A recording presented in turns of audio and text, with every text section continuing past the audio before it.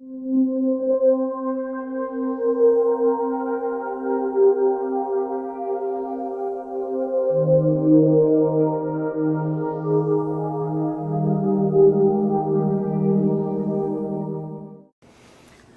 let's move on.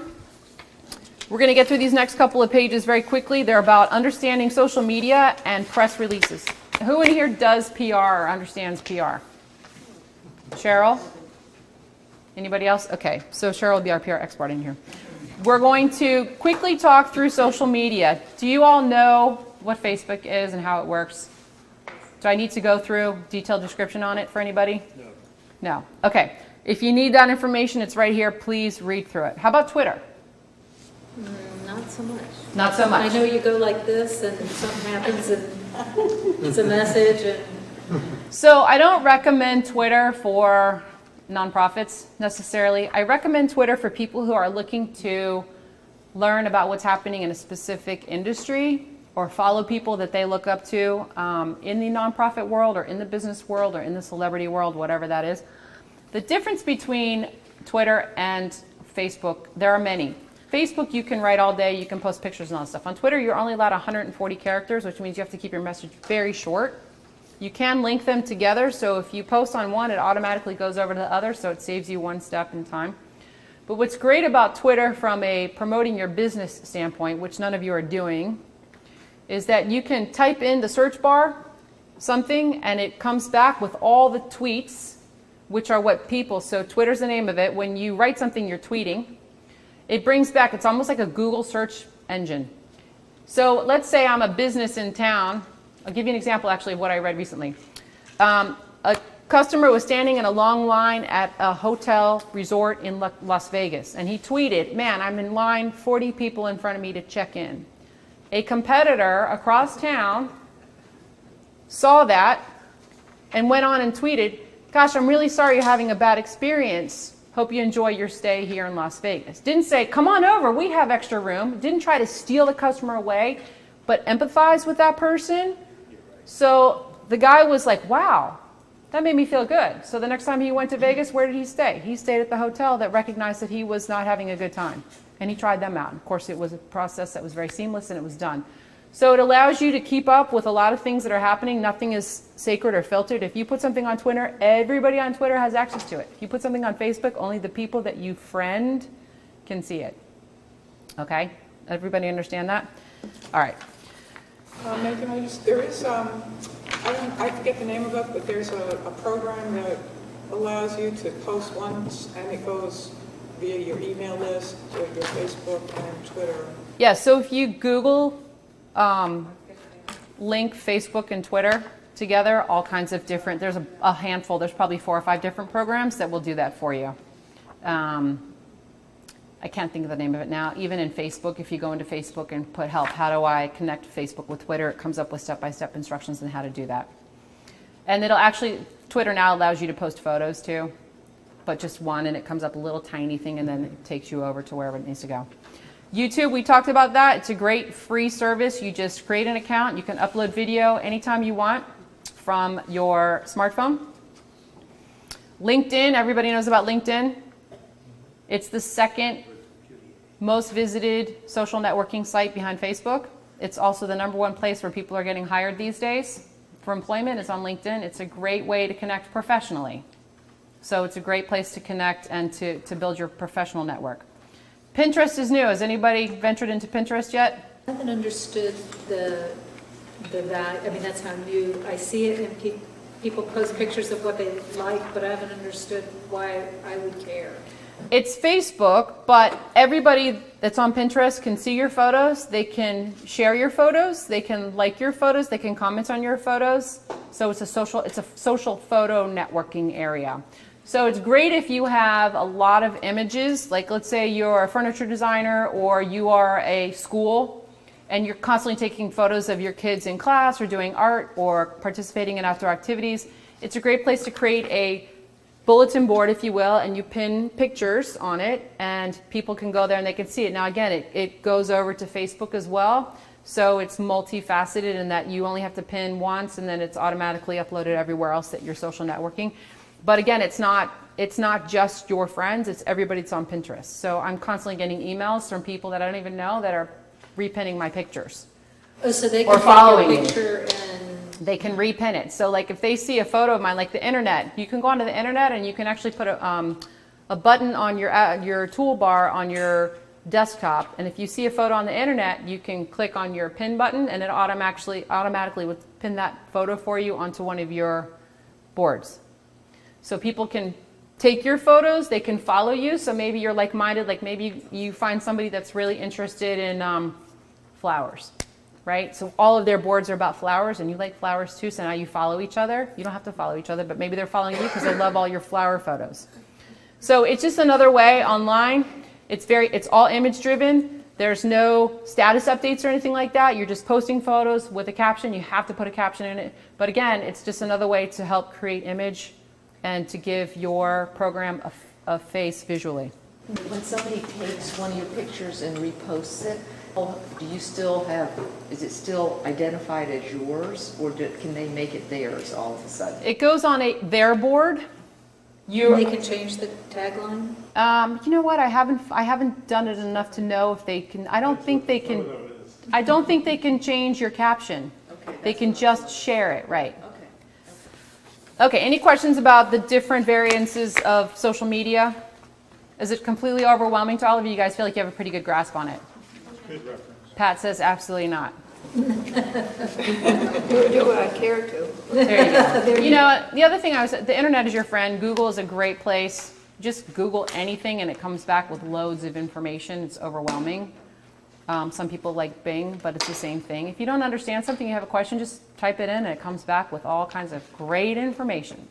Okay, next we're going to talk about press releases and media alerts. So when you do something that is newsworthy, and I stress newsworthy importantly because the sun's shining today and the flowers are in bloom is not newsworthy. But that you had your annual gala last night and you raised over $100,000, that's newsworthy. Or that you have a new rector, or that you have a new anonymous donor that's giving you $50,000 to help you add on to the back of your parish hall, or that Office Depot has decided to partner with you for an upcoming back-to-school bash. Those are newsworthy things. Be very careful about that because if you oversaturate the media with stuff that's not newsworthy, they're not going to take you seriously. This is an example of how to write a press release. I'm not going to get into great detail. It's pretty self-explanatory. It's, you know, attention-grabbing headline. This is the actual format of it. So at the very top would be for immediate release, and over here would be your contact information. That would be the very top of the release. You want to keep it to one page only.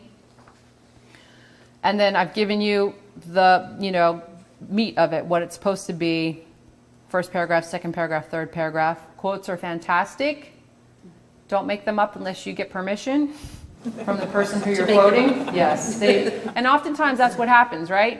People are so busy, and I have this with clients. I'm like, I'm doing a press release. I need a quote. Just make something up. Okay. Or here's a quote I'm going to add. I need your approval. And then always include a boilerplate. Who knows what a boilerplate is besides Cheryl? Charlie knows. Okay, so Charlie, why don't you tell everybody quickly what a boilerplate is? Stuff that's cast in iron and you put the bottom of every message. It may be in standard terms in the contract, for example, or in this case, announcing the organization. So in this case, it's about 3 sentences describing who you are, what you do, that you're a 501c3 if you are, whatever your designation is. It's very to the point. There's no fluff involved. It's a very brief description that you can use to tell, and it's not, you know, all feel-good stuff. It's just that this is who we are, this is what we do, this is who we serve, this is where we're located, here's our web address. Yes, Bonnie? Our boilerplate for this particular workshop is on the bottom of the left-hand page, just so. There you go. And if you're struggling to write one, again, go to another nonprofit's website, and usually if you go to a big one, they'll have a page that says press releases. If you click on any of those, at the bottom of it, you'll see boilerplate.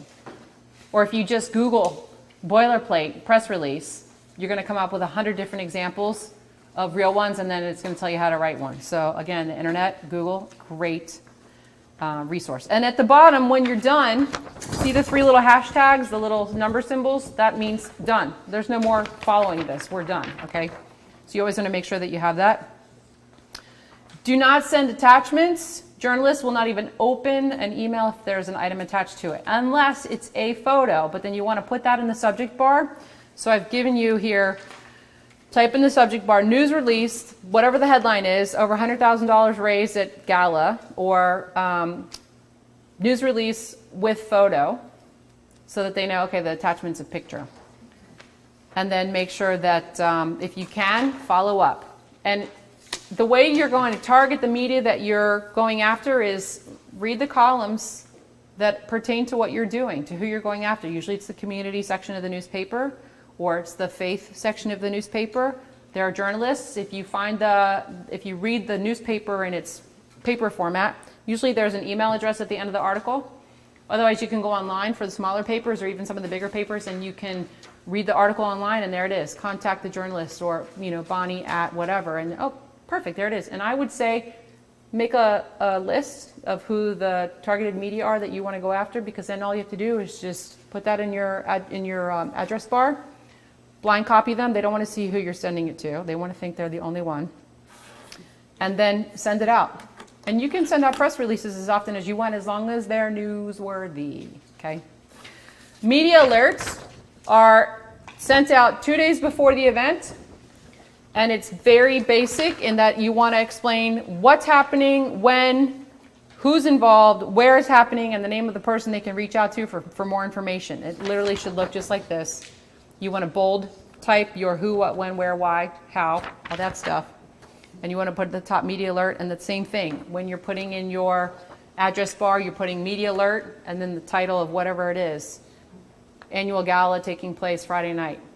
You can also fax these into local television stations and radio stations. A lot of public radio, NPR. There are a lot of them around here. They'll actually do this stuff. And the other thing about public radio is they do free service announcements for nonprofit. So if you listen to AM radio, which is usually where it lives, there could be even programs where they invite local nonprofits in to talk for 30 minutes about what they do and who they serve. So that's great. I know there's one in Boca Raton that does that. And it's funded by a for-profit station. That's an FM studio that has 2 or 3 stations on the FM dial. They have the AM station, and the AM station does like once a week charity conversation. Find your local resources. Next page. As I said before, interns from colleges and universities. Build a relationship with the community outreach office. Sweatmonkey.org is an actual software online that works with college students. They go in, they create a profile on who they are, what their interests are, and then it actually match makes them. If you register with sweatmonkey.org, you can actually go in there and look through who's on there and see if they fit what you're looking for.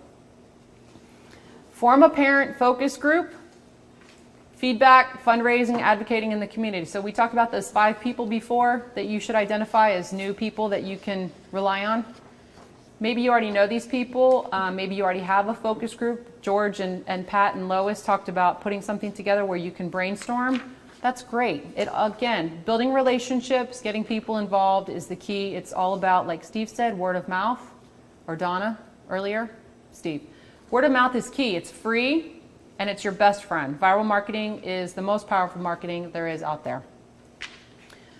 Form an advisory board. If you don't have a vestry, I know a lot of you do have vestries, probably all of you. Yeah, you have to. So, but you could actually put together an advisory board. So if you're doing a focus group, let's say you're talking about working with children, you know, it's helpful to have a member of the vestry, maybe the rector, 2 or 3 parents, 1 or 2 volunteers on a board or a group where they meet once a month and they talk about the program, if there are any gaps, what's new and exciting, where they could be growing, all those types of things. So again, you want to get more people involved, because the more people involved, the stronger that the community is going to be, the stronger the program is going to be, and the opportunity for growth is going to be there.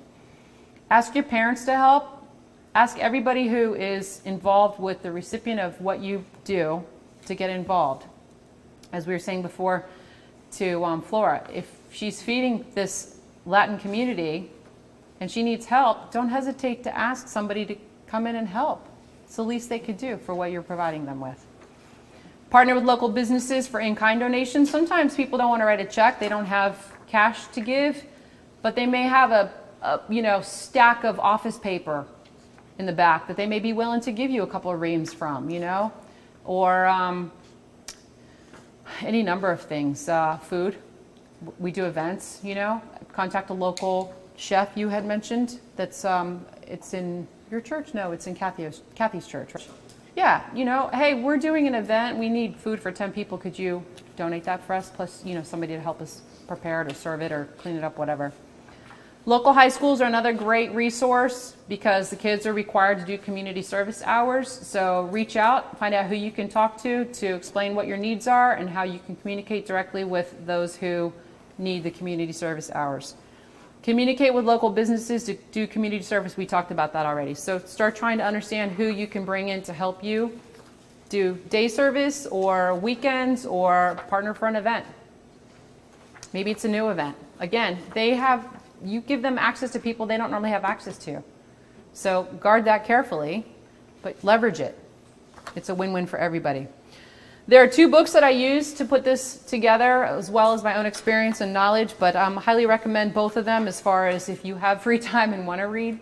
They're listed right here, Robin Hood Marketing and Likeable Social Media.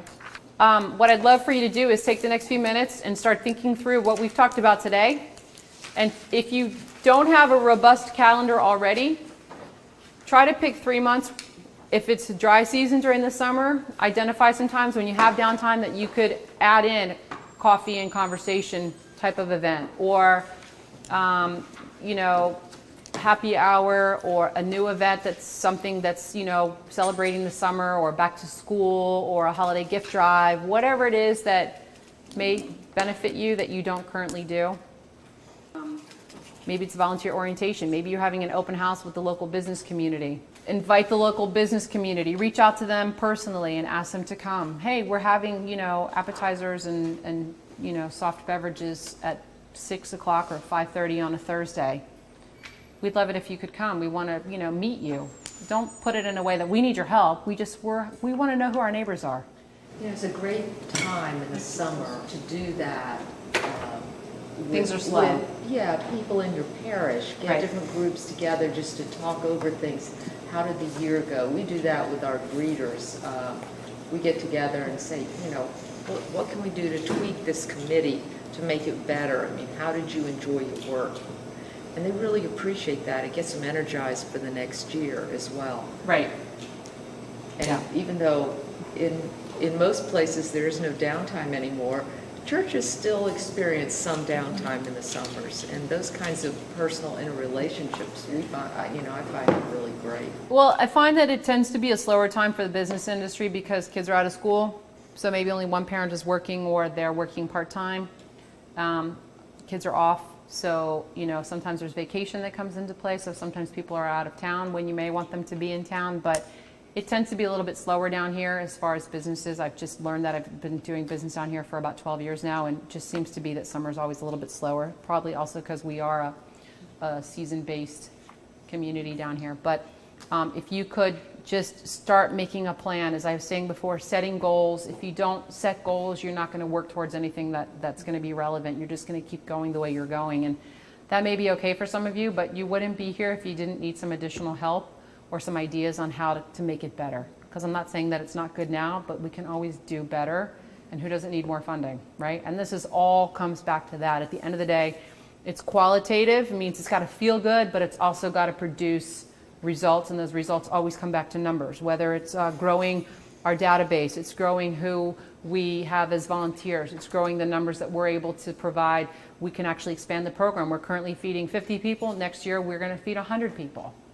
We currently serve 50 kids. Next year, we're going to be able to serve 100 kids. Whatever those numbers are, if you don't set them, you're never going to put the work forward to achieve them. So that's what this calendar is for. It's really to start helping you set goals, put plans in motion, and stick to it. Be accountable. Any questions? No? Thank you very much. No, you're welcome, my pleasure. It's a lot to absorb. I understand that, and it can be overwhelming. So like I said at the beginning, pick 2 or 3 things that you can do with success and just baby step into it. Don't overthink face yourself, because then you'll get frustrated and you'll turn your back on and be like, oh my gosh, what did I get myself into? And you don't want that to happen. Rome was not built in a day, right? Well, thank you all. Please reach out to me anytime or through Bonnie and Donna if you have questions or need additional help. Thank you, Megan. Thank you very much. That's not our